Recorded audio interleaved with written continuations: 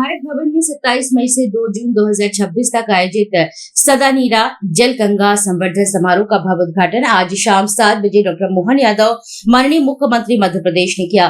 उद्घाटन अवसर पर मुख्यमंत्री ने गंगा और जल संसाधनों के संरक्षण पर जोर देते हुए समुदाय आधारित प्रयासों और सतत नीतियों की आवश्यकता पर प्रकाश डाला है।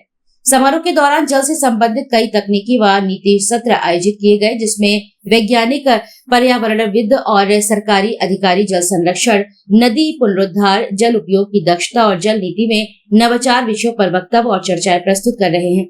संगोष्ठी में स्थानीय जल प्रबंधन के सफल मॉडल्स और जल स्तर सुधार के व्यवहारिक उपायों पर भी ध्यान दिया गया।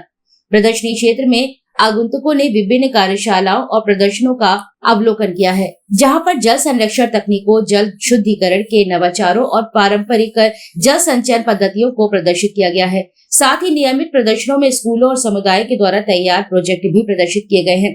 सांस्कृतिक कार्यक्रमों ने समारोह को जीवंत प्रदान किया। लोक संगीत, नृत्य और नाट्य प्रस्तुतियों के माध्यम से जल के महत्व को कलात्मक रूप से दर्शाया गया।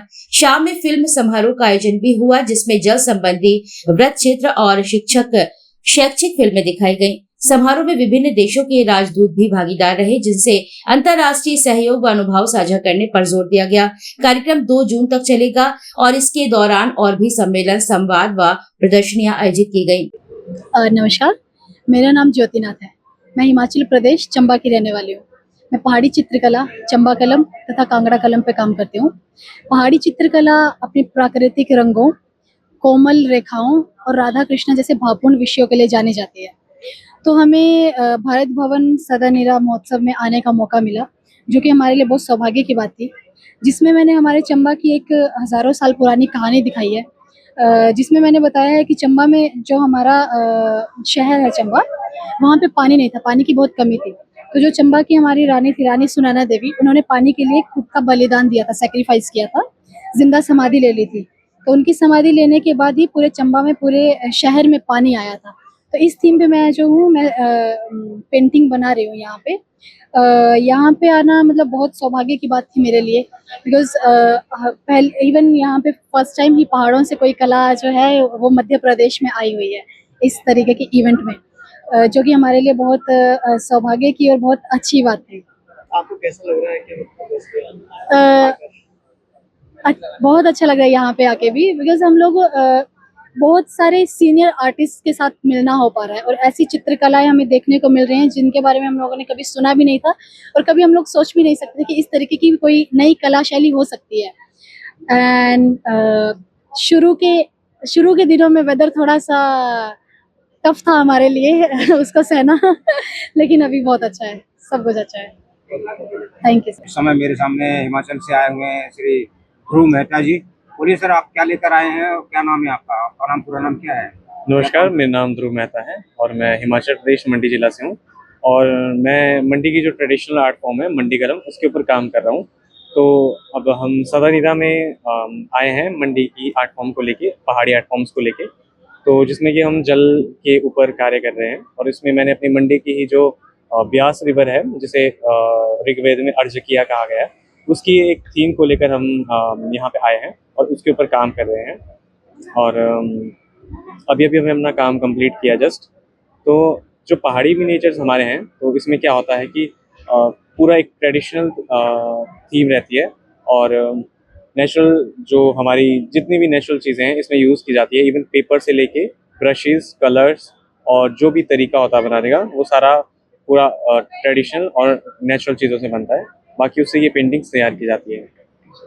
आपको जैसे कि भोपाल एक मध्य प्रदेश में हिमाचल प्रदेश से है, आपको कैसा लग रहा है कि यहाँ आर्टिस्ट सभी प्रकार के लोग?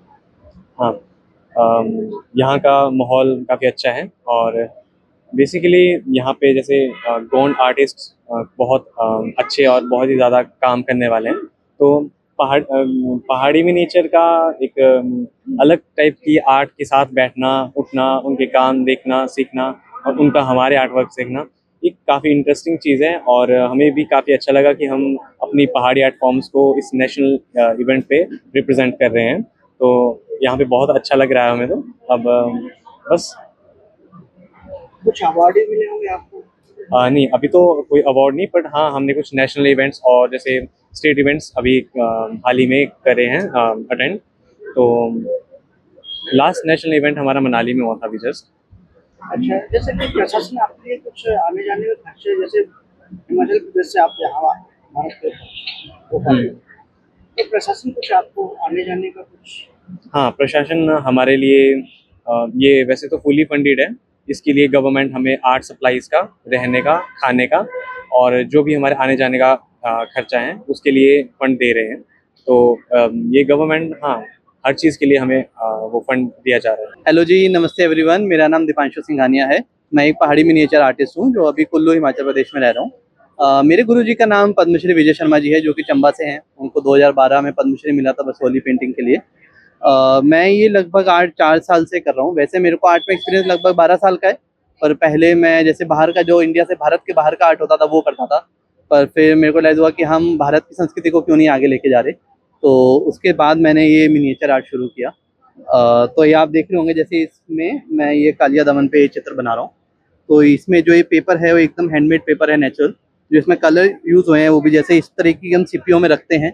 ये सारे नेचुरल कलर हैं, स्टोन कलर, पत्थर को घिस के रंग निकाल के वो रंग को यूज़ किया हुआ है। और ये रंग ऐसे होते हैं कि ये 400-500 साल कितने भी कुछ नहीं इनका फेड होगा, क्योंकि ये पत्थर से बने हुए हैं। और इसमें जो ब्रश यूज़ होती है, मैं ब्रश भी आपको दिखाना चाहूँगा, काफ़ी खास होती हैं। जैसे आप ये देखेंगे, ये एकदम सुई से जितनी पतले इसके बाल होते हैं। ये गिलहरी के पूंछ के बालों से बनी होती है वैसे तो। हाँ जी, हाँ जी। इसके बिना मतलब इसमें जो बारीकी का काम है, अगर आप और पास से देखेंगे तो बहुत ही बारीकी का काम होता है इसमें। तो ये है इसमें सारा, हमारी जो सारी ब्रशेज हैं वो ऐसे ही होती हैं। सिमिलरली जैसे आपने सुनारों के पास देखे होंगे, इस टाइप के रखे होते हैं वो, तो जो हम सोना लगाते हैं उसको इससे घिसा जाता है। तो इस टाइप के मल्टीपल प्रोसेस है। हमें जब भी हम एक कुछ चित्र बनाते हैं, इसके पीछे 10 लेयर्स और हैं इसको बनाने में जो लगी हैं, और हर लेयर के बाद हमें उसकी घुटाई करनी पड़ती है। तो इसकी बनाने की जो विधि है वो बहुत ही इंटरेस्टिंग है। तो जी हाँ, आप ये मेरी और पेंटिंग में देख सकते हैं। इसमें गीत गोविंदा, जैसे ये गीत गोविंदा सीरीज से है। इसमें राधा और कृष्ण का मिलन दिखाया गया है। और ये जो सारी पेंटिंग्स है ये ट्रेडिशनल पेंटिंग्स हैं, पर मैं आज के दौर को दिखाने के लिए कुछ अपना भी नया करता हूँ।